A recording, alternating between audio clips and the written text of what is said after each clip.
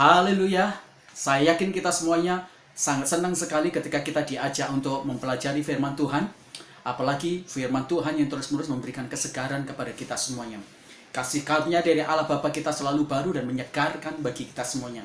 Daud berkata dalam Mazmurnya bahwa ketika firman-Mu itu sesingkap, memberikan kepada kami pengetahuan dan memberikan kepada kami kecerdasan serta kepintaran. Sehingga masalah-masalah yang ada dan terjadi dalam hidup kita tidak dapat menunggang balikan kita semuanya. Tapi kita akan menjadi orang yang cakap dan ahli oleh firman Tuhan. Mari sebelum kita mendengarkan firman Tuhan, kita menyiapkan hati, menyiapkan pikiran, menyiapkan roh kita. Mari kita berdoa. Terima kasih untuk Roh Kudus yang terus-menerus Kau berikan kepada kami, yang memberikan bantuan kepada kami untuk menjadi pelaku-pelaku firman. Terima kasih untuk Kristus, Sang Firman itu yang telah menjadi daging, yang terus-menerus memberikan kepada kami makanan, yang membuat kami kenyang, membuat kami menjadi orang-orang yang memiliki input-input yang baik, sehingga kami semuanya menjadi orang-orang yang bergerak, menjadi pribadi-pribadi yang berkemenangan, menjadi pribadi-pribadi yang disukai oleh Tuhan dan disukai oleh manusia. Karena kami memiliki sebuah standar hidup yang dibangun di atas nilai-nilai kerajaan Allah dan nilai-nilai kebenaran-Mu. Kami siap mendengarkan firman-Mu. Roh Kudus urapi kami, Roh Kudus bimbing kami semuanya. Dalam nama Tuhan Yesus kami berdoa. Haleluya. Amin. Masih dalam tema kita 1 tahun, Be Strong in the Lord. Hari ini kita akan bicara tentang anak terkasih. Saya akan membacakan di dalam 2 Timotius pasal yang pertama ayat yang kedua, bagian A saja. Kepada Timotius, anakku yang kekasih. Amin. Berbahagialah kita yang membaca kebenaran firman Tuhan, menyimpan, melakukannya, karena firman Tuhan itu akan menjadi berkat bagi kita semuanya. Tidak ada satupun orang tua di muka bumi ini yang menginginkan anaknya menjadi anak-anak yang rusak, menjadi anak-anak yang tidak cukup bagus, menjadi anak-anak yang tidak punya moral, menjadi anak-anak yang jahat, menjadi anak-anak yang nakal, menjadi anak-anak yang durhaka kepada orang tua, seperti cerita Malin Kundang yang berakhir dengan cara yang menggenaskan akhir hidup dia. Kita semuanya pasti menginginkan anak-anak kita adalah anak-anak yang baik, anak-anak yang memiliki moral, anak-anak yang berkarakter, anak-anak yang hidup di dalam ketaatan, anak-anak yang tunduk, anak-anak yang menghormati, dan anak-anak yang memiliki prestasi-prestasi yang luar biasa baik. Tapi untuk menjadikan anak-anak kita menjadi anak-anak yang terkasih, semua dibutuhkan usaha yang sangat serius. Timotius adalah salah satu anak rohani dari Paulus. Paulus mempersiapkan Timotius menjadi anak yang sangat terkasih dengan cara didikannya begitu keras, disiplin yang keras. Dia diajar demikian rupa dengan doktrin-doktrin yang benar. Dia diajar dengan keteladanan hidup. Itu sebabnya Paulus mendapatkan di dalam Timotius sebuah gambaran tentang seorang anak rohani yang sangat terkasih, memiliki nilai hidup yang begitu agung, mulia, yang berprinsip kepada kebenaran firman Tuhan, berkarakter, dan memiliki moral yang sangat bagus, mencintai Tuhan, imannya berdiri teguh, rohaninya dan kedewasaannya begitu luar biasa. Dia juga bertanggung jawab untuk melakukan tugas-tugas yang sedemikian rupa. Dia menghormati dan mencintai bapak, ibu, serta neneknya. Dan ini merupakan satu gambaran. Kita pasti menginginkan semua itu. Tapi ingat, menjadikan kita sebagai anak-anak yang terkasih, atau anak-anak kita menjadi anak yang terkasih, semua diupayakan dengan usaha yang sangat keras. Semua harus ada satu infrastruktur yang harus kita bangun. Ada satu wacana program yang real yang harus kita bangun, yang kita ciptakan, dan itu harus dilaksanakan secara serius. Nah, Bapak Ibu yang kekasih di dalam Tuhan, pertanyaannya adalah bagaimana caranya kita membangun diri kita supaya bisa menjadi anak-anak terkasih Kristus Tuhan Allah kita? Atau bagaimana caranya kita menjadikan anak-anak kita menjadi anak yang terkasih? Mari kita belajar bersama-sama dari kebenaran firman Tuhan yang kita pelajari bersama-sama. Yang pertama, bagaimana caranya kita membangun diri kita atau anak kita menjadi anak-anak yang terkasih? Baik itu Tuhan Yesus atau terkasih bagi kita sendiri. Yang pertama adalah bangunlah sebuah ekosistem rohani yang sangat sehat. Ekosistem itu merupakan sebuah lingkungan yang memiliki keterkaitan, hubungan, dan memberi pengaruh dan kelangsungan hidup yang berkesinambungan. Rusaknya sebuah ekosistem itu merusak bukan hanya satu bagian dari makhluk hidup. Seluruh bagian dari makhluk hidup itu akan mati. Saya memberikan satu contoh kalau kita bicara tentang ekosistem. Misalnya, kalau kita bicara tentang hutan. Hutan ada merupakan satu ekosistem. Di sana ada begitu banyak makhluk hidup. Di hutan itu ada danau. Di danau itu kemudian ada ikan-ikannya. Ada binatang-binatang amuba, ada berapa binatang-binatang yang lain ada di pinggiran. Ada tanaman-tanaman, ada gunung, ada bukit, kemudian ada binatang-binatang darat, ada tanaman-tanaman makanan, ada juga pohon-pohon buahan. Nah, ekosistem ini kalau dipelihara dengan baik, tidak ada kerusakan, maka semua makhluk hidup itu akan mengalami kelangsungan dan akan mengalami produktivitas. Mereka bisa berkembang biak dan mereka juga bisa menjadi sehat. Mereka bisa melangsungkan kehidupan mereka, berjuang pertahankan kehidupan mereka dalam jangka waktu yang kurun lamanya, sangat-sangat bisa menjanjikan. Nah, bagaimana kalau kemudian sebuah ekosistem itu mengalami kerusakan? Misal, tiba-tiba hutan yang tadinya itu hijau, penuh dengan pepohonan digunduli. Dan hutan itu kemudian sudah tidak ada lagi pohon-pohonnya. Apa yang terjadi? Gunung itu kemudian menjadi gunung yang gundul, hutan tidak ada lagi. Dan tiba-tiba hujan deras. Yang terjadi adalah tanah longsor. Dan tanah longsor itu kemudian yang begitu besar, itu bisa kemudian menutupi danau. Dan akhirnya ada gangguan atau kerusakan, ada kendala-kendala bagi lingkungan ekosistem itu sendiri. Habitat dari yang ada di ekosistem itu mengalami kerusakan. Jadi kerusakan hutan bukan hanya merugikan hutan itu sendiri atau gunung itu sendiri, tapi di sana juga merusak tanaman-tanaman, merusak kemudian pohon-pohonan, merusak kemudian hewan-hewan, merusak danau, merusak ikan, semuanya mengalami kehancuran yang luar biasa. Jadi rusaknya ekosistem itu merusak bukan hanya satu bagian makhluk hidup, tapi hampir semua yang ada dalam lingkungan itu makhluk hidup dan seluruhnya akan menjadi rusak. Nah, demikian juga kalau kita bicara tentang ekosistem rohani, maka itu menjadi sesuatu yang sangat penting. Nah, kalau kita bicara tentang ekosistem rohani, di sana ada gereja, di sana ada pendeta, di sana ada jemaat, di sana kemudian ada tugas-tugas, di sana ada pelayanan, di sana kemudian ada misi, ada banyak hal yang harus kita lakukan, pikirkan di dalam ekosistem rohani itu sendiri. Nah, kalau kita bicara tentang ekosistem, maka mungkin menjadi satu sumber yang akan menunjang dari kehidupan, kelangsungan rohani, kelangsungan iman, kelangsungan kemudian mental, jiwa kita semuanya, itu saya bisa gambarkan itu seperti danau. Nah, di dalam danau itu saya gambarkan seperti gereja. Nah, gereja memiliki satu pilar yang tidak dapat diganggu-gugat. Di dalam gereja ada Roh Kudus. Di dalam gereja ada Kristus. Di dalam gereja ada firman. Itu yang kemudian memberikan sebuah dimensi kehidupan bagi orang-orang yang ada dalam ekosistem gereja itu sendiri.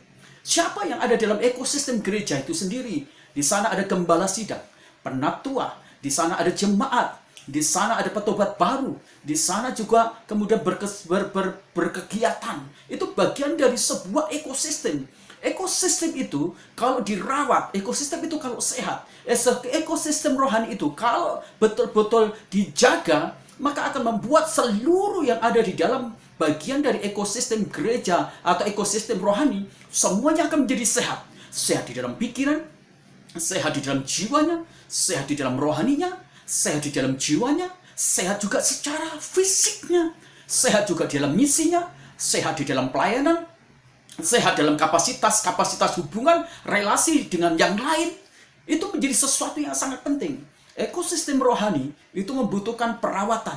Siapa yang merawat? Semua yang terlibat di dalam ekosistem bertanggung jawab untuk menjaga supaya ekosistem yang rohani di dalam gereja itu tidak rusak, tidak dihancurkan. Kerusakan salah satu pribadi di dalam ekosistem gereja itu yang akan menyebabkan gereja akan mengalami kerusakan yang sangat parah. Misalnya, jikalau ada seorang pemimpin rohani atau gembala sidang atau pendeta, mereka melakukan satu dosa, maka dosa ini bisa merusak bukan hanya untuk dirinya, tapi juga merusak bagian yang ada dalam ekosistem yang ada di dalam gereja, lingkungan gereja itu sendiri. Kalau ada satu jemaat yang melakukan tindakan-tindakan yang tidak cukup bagus, yang tidak memiliki nilai-nilai kerajaan Allah atau nilai moral yang cukup bagus, maka ingat, dia bukan hanya merusak dirinya sendiri, tapi dia merusak ekosistem yang ada dalam gereja itu, ekosistem rohani dalam diri dia. Ketika orang itu berdosa, maka dia merusak ekosistem yang ada yang memberikan sumbangsih, kelangsungan hidup iman, kelangsungan hidup rohani, kelangsungan hidup yang baik, kelangsungan untuk dia bisa bertahan di dalam iman yang teguh menghadapi masalah-masalah. Maka relasi antara satu dengan yang lain itu menjadi sesuatu yang sangat penting. Di dalam ekosistem rohani, kita berkata, aku membutuhkan engkau. Dalam ekosistem rohani, kita berkata, aku perlu engkau. Aku tidak bisa sendirian. Aku membutuhkan dukunganmu. Aku perlu engkau. Engkau yang memberikan kehidupan bagi aku. Engkau yang membuat aku bertumbuh. Engkau yang membuat aku berproduktivitas. Engkau yang membuat aku mengalami kemajuan. Engkau yang membuat aku mengalami kedewasaan. Engkau yang membuat aku mengalami kemajuan-kemajuan dalam segala aspek. Di pikiranku, di perilakuku, di pola tujuan hidupku, di talentaku, di pelayananku, di segala aspek ekosistem rohani di dalam gereja itu menolong kita semuanya untuk menjadi orang yang tumbuh menjadi baik. Timotius terbentuk dalam sebuah ekosistem rohani yang begitu luar biasa. Timotius memiliki bapak rohani yang sangat bagus, luar biasa. Seorang yang mendedikasikan hidupnya kepada Tuhan. Seorang yang mencintai Tuhan, mencintai firman, mencintai misi, mencintai jiwa-jiwa, mencintai kesucian dan kekudusan. Semakin dia tumbuh di situ, disitulah ekosistemnya menjadi begitu subur, indah, dan sehat. Bukan hanya itu, Timotius memiliki satu keluarga yang begitu penuh dengan cinta kasih. Sangat memiliki hubungan relasi dengan Tuhan yang begitu sehat. Mereka adalah orang-orang yang terus-menerus membangun ibadah keluarga. Mereka adalah mencintai firman, saling membangun. Mereka benar-benar menumbuhkan sebuah teladan hidup yang luar biasa. Ekosistemnya begitu bagus. Kumpulan-kumpulan orang-orang yang dalam ekosistem, termasuk Paulus, termasuk kakek, nenek, ibunya, termasuk orang-orang Kristen dalam sebuah komunitas atau lingkungan gereja, betul-betul memberikan satu sumbangsih bagi sebuah kemajuan iman rohani dari Timotius. Seperti itu juga, kalau kita menginginkan kita menjadi orang-orang yang memiliki kemampuan untuk menjadi yang terkasih, maka kita harus membangun ekosistem yang sehat dalam rohani kita semuanya. Tahun 2021 boleh jadi tekanannya mungkin akan lebih sulit. Tapi ingat, kalau kita memiliki ekosistem rohani yang sehat, yang bagus, yang benar, maka kita tidak akan sendirian. Teman-teman kita itu menjadi satu support bagi kita semuanya. Teman-teman kita itu akan memberikan dukungan yang paling besar dari kita semuanya. Untuk kita menjadi kuat, untuk kita mengalami kemajuan, untuk kita bisa bertahan, untuk kita bisa menerobos setiap masalah. Kenapa? Karena kita nggak sendirian. Semua beban berat yang ditanggung bersama-sama itu menjadi lebih ringan. Semua masalah-masalah apapun juga, kalau kemudian diberikan nasihat-nasihat yang banyak, advice yang banyak, akan menjadi lebih terurai. Di sana ada satu solusi-solusi yang sangat bijak, yang sangat benar, sehingga pada akhirnya kita tidak mengalami kesalahan-kesalahan karena pengambilan keputusan yang tidak baik. Maka kalau kita menginginkan diri kita memiliki kapasitas sebagai anak yang dikasih atau anak terkasih dari Tuhan, atau kita menginginkan anak-anak kita menjadi anak-anak yang memiliki sebuah identifikasi sebagai anak yang terkasih, bangunlah ekosistem yang sehat. Bangunlah ekosistem yang sehat. Kalau saya menggambarkan seperti tadi, kalau saya menggambarkan tentang ekosistem rohani, kita menggambarkan bahwa dalam ekosistem rohani, di sana ada gereja. Dan di dalam gereja ada satu pilar yang sangat penting, yaitu Roh Kudus, yaitu firman, yang Kristus. Di sana ada gembala sidang. Gembala sidang kemudian mengajarkan kebenaran firman Tuhan, mewartakan firman Tuhan. Jemaat kemudian menjadi seorang pendengar yang betul-betul sungguh-sungguh dan serius. Dan kemudian firman Tuhan itu menjamah jemaat. Dan ada pembaharuan, ada pertobatan yang luar biasa. Hidup mereka menjadi hidup yang dikuduskan. Dan setelah itu mereka mengalami pembaharuan, mereka berani memberikan hidupnya untuk Tuhan. Melayani Tuhan, membaktikan dirinya dengan talenta yang mereka miliki, dengan kemampuan yang mereka miliki, dengan kekuatan yang mereka miliki, dengan ide-ide dan intelijensi yang mereka miliki, bahkan juga dengan kemampuan finansial mereka berikan kepada Tuhan, kepada gerejanya. Dan bukan itu, setelah semua itu kemudian diberikan, ada orang-orang atau orang-orang yang mengasihi gereja dengan pemberian-pemberian, misi kemudian dijalankan, pemberitaan Injil kemudian muncul di sana. Orang-orang mulai memberitakan Injil. Dari pemberitaan Injil itulah kemudian lahirlah kemudian di ekosistem rohani itu petobat-petobat baru. Mereka kemudian dibaptiskan, mereka percaya kepada Tuhan Yesus. Dan setelah mereka percaya kepada Tuhan Yesus, mereka dimasukkan dalam satu keluarga gereja yang sifatnya bagian dari komunal, kecil, kelompok kecil yang kita sebut dengan KKA atau kelompok keluarga Allah. Di situ mereka mengalami pembimbingan, pendampingan, mereka mengalami pemuritan berskala kecil. dibentuk di situ. Mereka benar-benar tumbuh, mereka diajar, mereka dididik, diberi teladan, diberi jejak, dan panutan-panutan yang luar biasa. Dan setelah itu, mereka kemudian berkembang untuk dibuat menjadi leader. Mereka mengalami satu fase yang kita sebut dengan discipleship, atau mereka mengalami pemuritan untuk menjadi leader-leader yang luar biasa. Akhirnya mereka membantu lagi gembala sidang, dan ini sirkulasi ekosistem akan berjalan terus-menerus dan berkelanjutan, tidak akan terputus. Di sana ada generasi demi generasi, di sana kemudian ada percayaan-percayaan yang tumbuh luar biasa. Dan kalau siklus komunitas dari ekosistem itu bergerak sehat, maka tidak akan pernah terhenti sebuah kehidupan yang baik, sebuah karakter yang baik, kedewasaan, bahkan orang-orang yang menghasilkan karakter, kesucian, kekudusan dari Kristus akan lebih berkembang biak, jumlahnya banyak. Kalau kita ingin menjadikan diri kita menjadi orang yang terkasih Tuhan, atau anak-anak kita menjadi anak yang terkasih, maka bangunlah ekosistem rohani yang baik. Sekarang pikirkan, apa yang bisa kamu berikan di dalam gerejamu? Gerejamu merupakan bagian dari ekosistem yang akan membentuk imanmu, rohanimu, membentuk lagi kedewasaanmu, karaktermu, kemampuanmu, talentamu, bahkan kemudian kebahagiaanmu, keharmonisanmu. Sejarah yang luar biasa ada dalam ekosistem rohani di dalam gerejamu. Maka buktikan diri kita semuanya berperan sebagai pribadi-pribadi yang menunjang kelangsungan hidup gereja, yang menunjang kelangsungan iman rohani yang berkelanjutan dan memberi dampak dan pengaruh yang baik dan positif. Berikanlah hal yang baik, hal yang benar, hal yang positif, yang membangun, yang memberikan kepada orang-orang di sekitar gereja sebagai bagian dari ekosistem rohani yang sehat, yang terbangun hebat luar biasa. Itu yang pertama. Yang kedua, bagaimana caranya kita bisa menciptakan diri kita menjadi anak yang terkasih oleh Tuhan, dan menjadi anak-anak kita semuanya juga menjadi anak yang terkasih? Bagian yang kedua adalah bangunlah perkataan yang berkualitas firman Tuhan. Bapak Ibu, kalau kita membaca di medsos hari ini, Bapak Ibu, begitu banyaknya orang-orang yang melontarkan perkataan-perkataan yang sangat tidak bagus. Kata-kata yang kasar, kata-kata gosip, kata-kata fitnahan, kata-kata provokasi, itu begitu banyak muncul di medsos-medsos. Entah itu di Twitter, entah itu di Facebook, entah itu di video-video yang kemudian dilontarkan di WA, entah itu statement-statement yang kemudian ada di bagian medsos-medsos yang muncul di bagian media sosial, di HP, di laptop, komputer, di beberapa tempat, bahkan di televisi. Ada begitu banyak orang-orang yang dengan mudahnya mereka memperkatakan perkataan-perkataan yang kasar, perkataan-perkataan yang tidak punya moral, perkataan-perkataan yang tidak baik, perkataan-perkataan provokasi, membenci orang lain, menghasut orang lain, memberontak orang lain.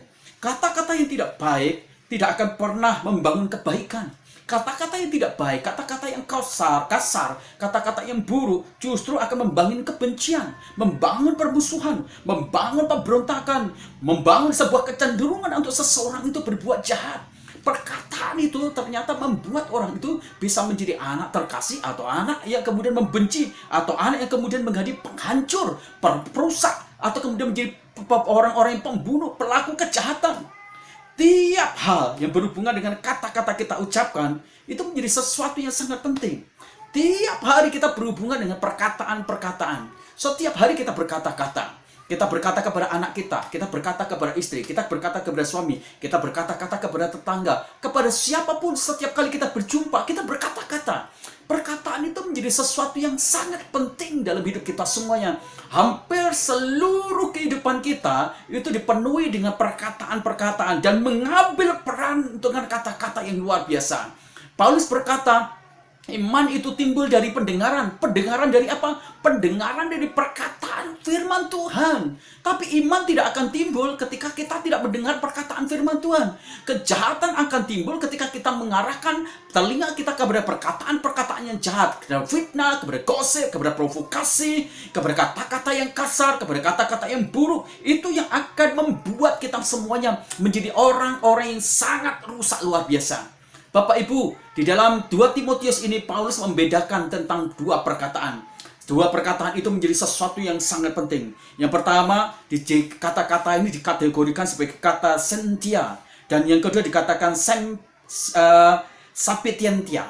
Sapitientia itu merupakan sesuatu yang berbeda dengan kata-kata sentia. Bapak Ibu, kata sehat yang ditulis oleh Rasul Paulus yang berhubungan dengan bijaksana, kata-kata yang bermuatan dengan konten firman Tuhan, pujian, syukur, sukacita, ucapan terima kasih, mazmur, dan kemudian kata-kata firman Tuhan yang mengubah orang, memperbaiki orang, membangun orang, menyatakan kesalahan, teguran, dan koreksi yang dipakai oleh Paulus, itu merupakan satu kata-kata yang bersifat sapentia. Sapentia itu adalah kata-kata firman Tuhan yang bermutu, berkelas firman Tuhan, berasal dari bijaksana, berasal dari hikmat firman Tuhan. Nah, kata yang kedua itu berhubungan dengan sentia. Ya, sentia itu adalah kata-kata yang bersifat omong kosong. Itu digunakan oleh orang-orang yang tidak percaya. Sentia itu adalah kata-kata yang tidak berhubungan dengan Tuhan, omong kosong yang tidak memiliki bobot. Sentia itu adalah kata-kata yang dilontarkan dalam kebencian, dalam kecacimakian, dalam kekasaran, dalam keburukan, hal-hal yang membawa kita semua yang mengalami penurunan dalam aspek hati kita, aspek iman kita, aspek kebahagiaan kita, aspek damai sejahtera kita, aspek hal yang baik dalam hidup kita mengalami penurunan. Itu adalah obrolan-obrolan yang tak bertuhan. Itu namanya sentia. Ya, sentia itu menjadi satu omongan yang tidak memiliki bobot, tidak memiliki kualitas. Perkataan-perkataan yang terus-terus membawa orang mengalami penurunan yang luar biasa. Tapi sapentia itu ada perkataan-perkataan yang memiliki kebijaksanaan, hikmat yang berasal dari firman Tuhan, yang membangun, yang menguatkan, meneguhkan bagi kita semuanya. Kalau kita ingin menjentuk diri kita menjadi orang-orang yang dikasih atau terkasih oleh Tuhan, maka bangunlah diri kita menjadi orang-orang yang selalu memasukkan perkataan-perkataan hikmat kebenaran firman Tuhan. Sapentia itu menjadi bagian yang kita dengar, yang kita arahkan fokus kita. Arahkan telinga kita kepada kebenaran yang berhubungan dengan hikmat kebenaran, yang membangun, yang menguatkan, meneguhkan, yang membawa kita mengucap syukur, berterima kasih, terus kemudian bersukacita, bermazmur, memuji, mengagungkan, memperkatakan perkataan kebenaran firman Tuhan.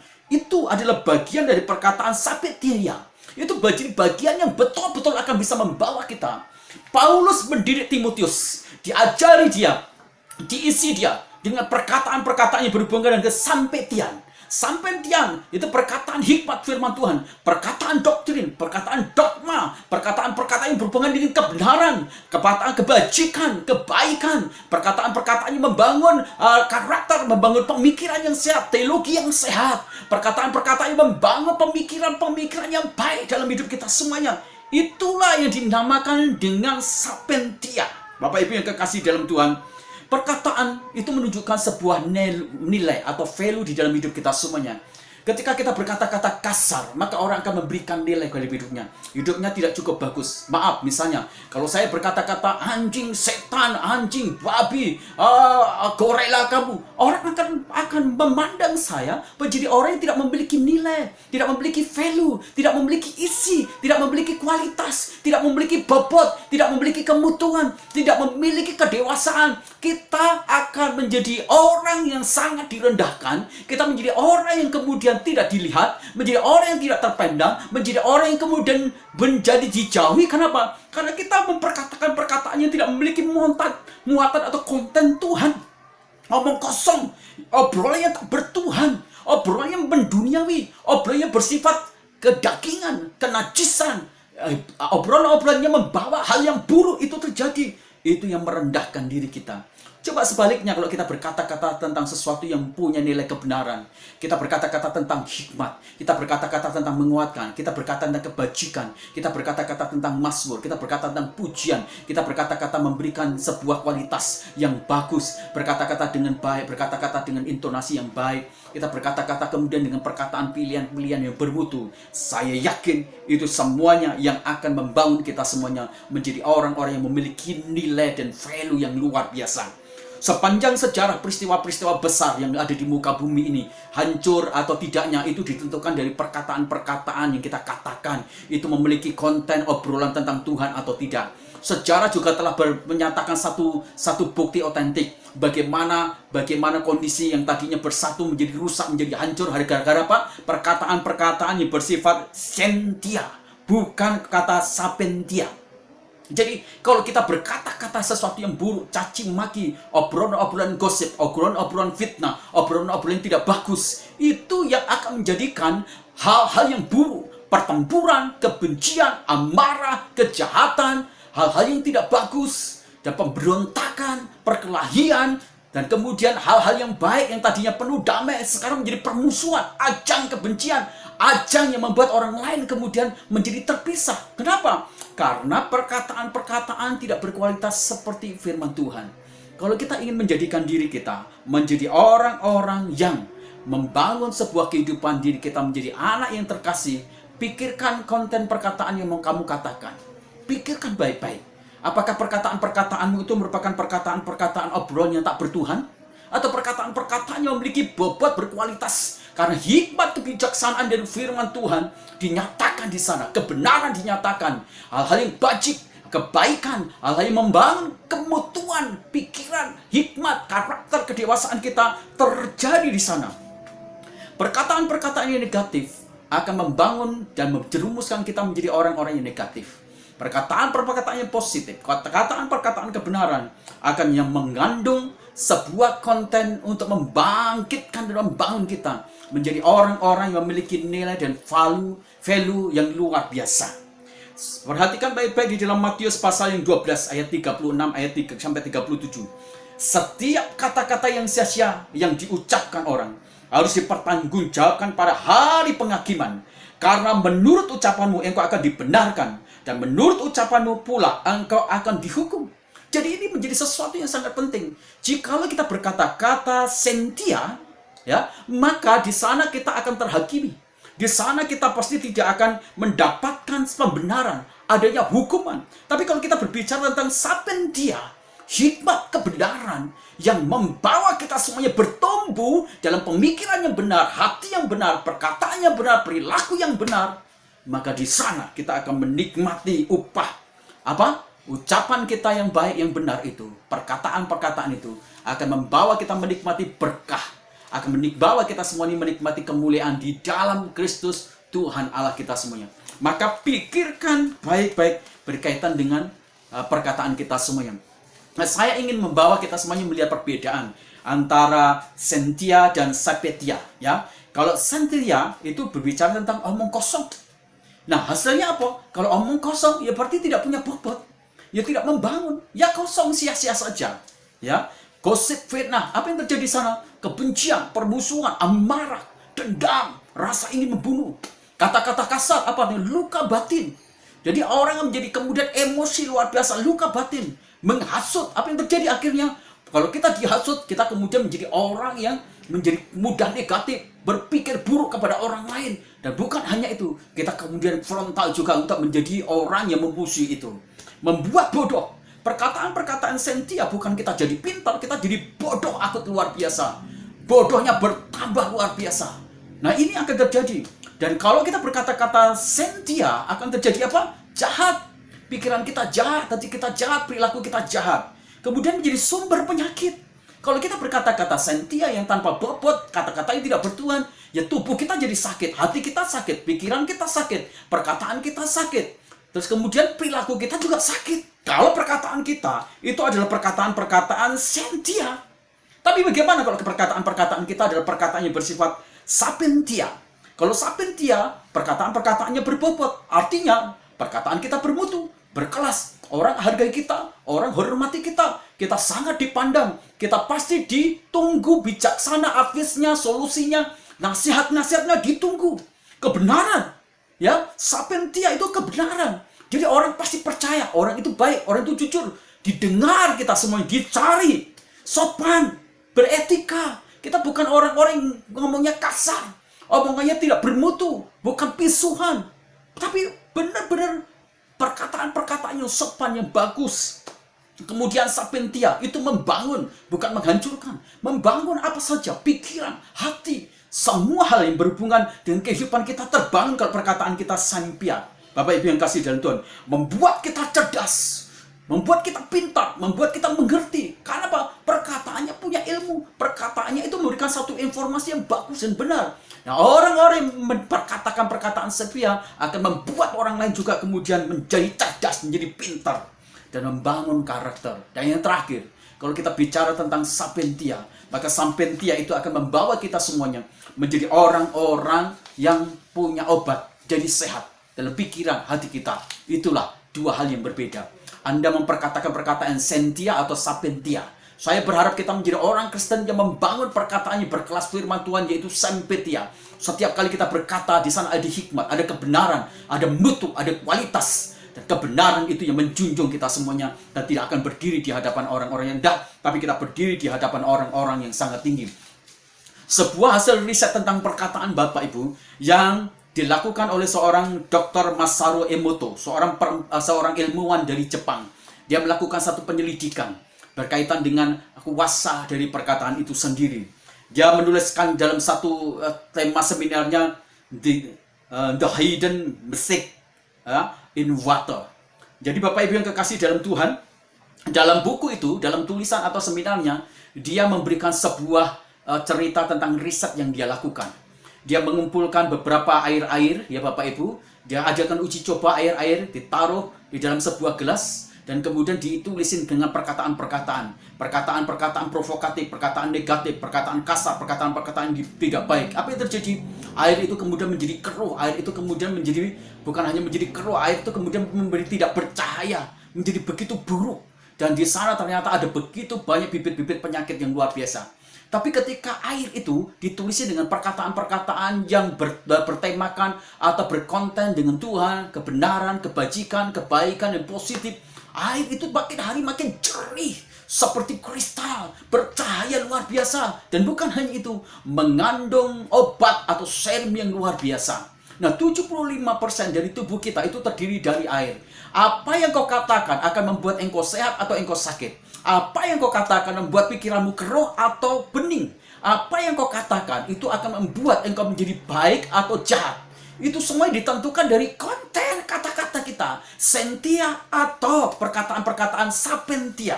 Saya berharap kita semuanya menjadi orang-orang Kristen yang memperhatikan perkataan-perkataan yang kita nyatakan. Di sebuah lingkungan yang baik, kalau kita membangun perkataan-perkataan sapientia, maka lingkungan kita semuanya akan menjadi lingkungan yang sangat sehat. Gereja yang dipenuhi dengan orang-orang yang provokatif, maka dia menciptakan sebuah lingkungan yang tidak bagus.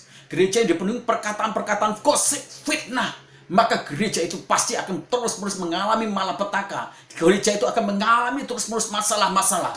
Tapi kalau gereja itu seluruh bagian dari umat, jemaat, dan semua orang yang terlibat sebagai anggota, mereka memperkatakan sapientia, perkataan kebenaran yang berhubungan dengan Tuhan, kesucian, kekudusan, perkataan yang baik, yang bermutu, perkataan-perkataan yang tidak kasar, tidak kotor, maka itu yang akan membangun orang-orang di dalamnya menjadi sehat.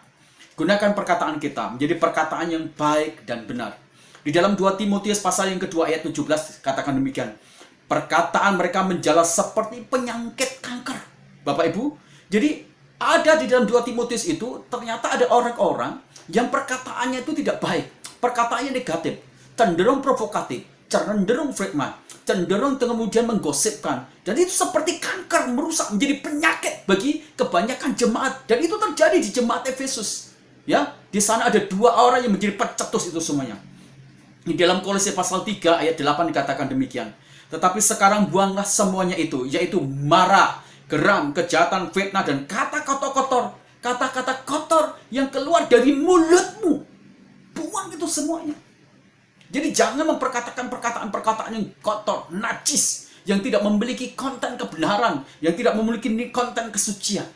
Di dalam Kolose pasal 4 ayat 6 katakan, hendaklah kata-katamu senantiasa penuh kasih, tidak hambar. Artinya punya rasa yang membangun, rasa sukacita, rasa yang membangkitkan gairah, rasa memberi pengharapan, rasa yang membuat orang kemudian memiliki kegirangan, memiliki optimis. Rasa itu yang harus kita bangun. Jangan sampai kata-kata kita menjadi hambar, tapi juga biarlah kata-kata kita mengandung kata-kata ungkapan kasih. Dan dalam Kolose pasal 3 ayat 16 katakan demikian.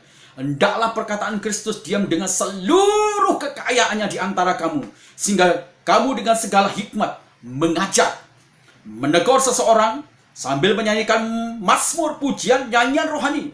Kami mengucap syukur kepada Allah di dalam hatimu. Jadi kalau kita ingin menciptakan diri kita menjadi anak terkasih Tuhan, kalau kita ingin menciptakan anak-anak kita menjadi anak terkasih Tuhan, dan kita memenangkan pertandingan atau di tahun 2021 menjadi orang-orang yang bisa memiliki masa depan yang cerah, maka pikirkan perkataan yang kita katakan. Sentia atau sapentia itu menjadi sesuatu yang penting. Saya berharap kita semuanya menjadi orang-orang Kristen yang betul-betul menciptakan diri kita menjadi orang yang dicintai, dikasihi, terkasih dari Kristus, dan menciptakan anak-anak kita menjadi anak yang terkasih. Tentukan untuk kita membangun sebuah ekosistem rohani yang sehat dan baik. Yang kedua, pikirkan untuk kita membangun sebuah perkataan-perkataan yang berkualitas firman Tuhan, yaitu sampentia. Kiranya kebenaran firman Tuhan memberkati kita semuanya dan membawa kita makin hari makin bertumbuh di dalam kebenaran firman Tuhan. Be strong in the Lord. Mari kita berdoa. Kami berterima kasih untuk firman Tuhan yang menguatkan kami, meneguhkan kami. Tuhan memakai supaya kami semuanya menjadi pribadi-pribadi yang terus-menerus saluran berkat dan menyaksikan kebenaran, kebaikan dari Kristus Yesus yang kami kasihi. Terima kasih untuk firman-Mu. Biarlah kami menjadi anak-anak yang terkasih. Ketika kami dikasihi oleh Tuhan, maka kami tahu Tuhan perhatian Engkau, tuntunan Engkau, berkat Tuhan, bahkan segala kelengkapan-kelengkapan yang Tuhan berikan untuk kami menghadapi tahun-tahun 2021 itu tersedia komplit bagi kami, sehingga kami memenangkan itu semuanya. Terima kasih, kami mengucap syukur untuk firman Tuhan ini, dan kami percaya bahwa kami akan diubahkan, direstorasi oleh firman Tuhan terus. Terima kasih. Kami terus mendukung doa untuk bangsa dan negara kami. Kami berdoa Tuhan, Kau mencintai bangsa dan negara kami. Kami menyerahkan bangsa dan negara kami ini di tangan Engkau, dalam kasih karya-Mu, dalam pertobatan-Mu. Kirimkanlah jiwa-jiwa, kirimkanlah Roh Kudus-Mu, menjamah orang-orang. Saudara-saudara kami semua yang mereka percaya dan menerima Kristus sebagai Tuhan dan Juru Selamat. Sehingga mereka semuanya mendapatkan Tuhan kepastian keselamatan, pengampunan dosa yang telah diberikan jadi salah satu-satunya di dalam Kristus Yesus yang telah mati di atas kayu salib. Kami berdoa untuk Presiden kami Jokowi, berikan hikmat marifat juga termasuk dengan Wakil Presiden Ma'ruf Amin. Berikan hikmat marifat untuk mereka menjadi pemimpin yang berikan kebijakan-kebijakan yang luar biasa indah, yang sangat membangun kemakmuran dan kesejahteraan Indonesia. Sehingga Indonesia ini makin hari makin maju. Kami berdoa Tuhan untuk anarsis-anarsis jahat, orang-orang yang merancangkan hal yang buruk terhadap pemimpin kami patahkan, kami tawan, kami hancurkan dalam nama Tuhan Yesus. Tuhan Engkau lindungi, Engkau memberkati jajaran kementerian yang menjadi salah satu Tuhan aparatur mitra dari Presiden kami untuk membuat Indonesia itu mengalami terobosan-terobosan. Berkati hikmat mereka semuanya. Berkati DPR, berkati MPR, supaya mereka semuanya bersinergis dan mereka menjadi pendukung juga dan tidak menciptakan hal yang buruk Tuhan, tetapi membangun Indonesia ini sebagai kesatuan tim yang solid, yang baik, yang membangun Tuhan. Terima kasih.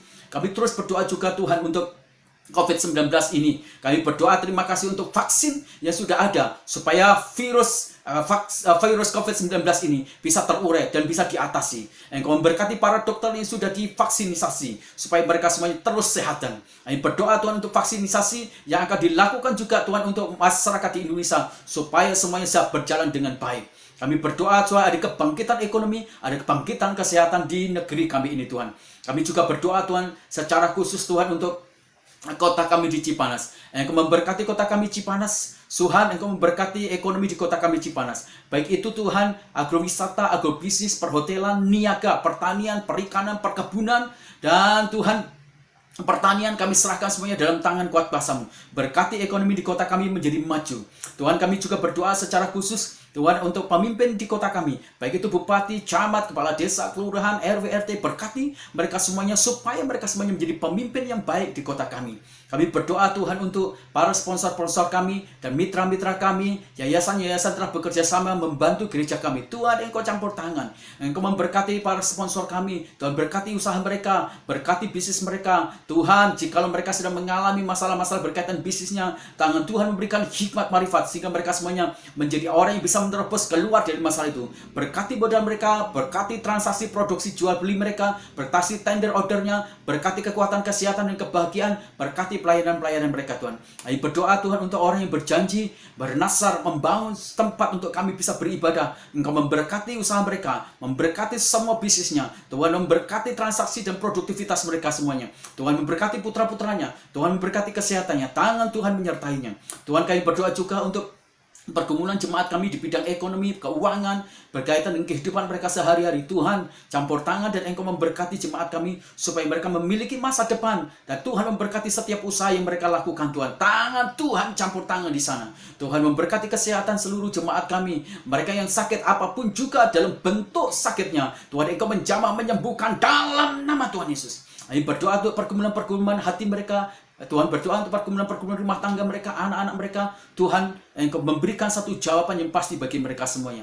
Tuhan, kami percaya. Kami berdoa juga untuk pertumbuhan rohani iman jemaat kami, supaya mereka makin hari makin mencintai. Mereka sekarang memikirkan tentang masa kekekalan, Tuhan, dan tidak menghabiskan hanya untuk cari duit, tetapi mereka memikirkan tentang dimensi rohani dan kekekalan. Satu saat kami akan pulang dan melepaskan, meninggalkan apa yang kami kejar. Dan kami harus bertemu dengan Tuhan, kami mempertanggungjawabkan hidup yang Tuhan percayakan kepada kami. Terima kasih.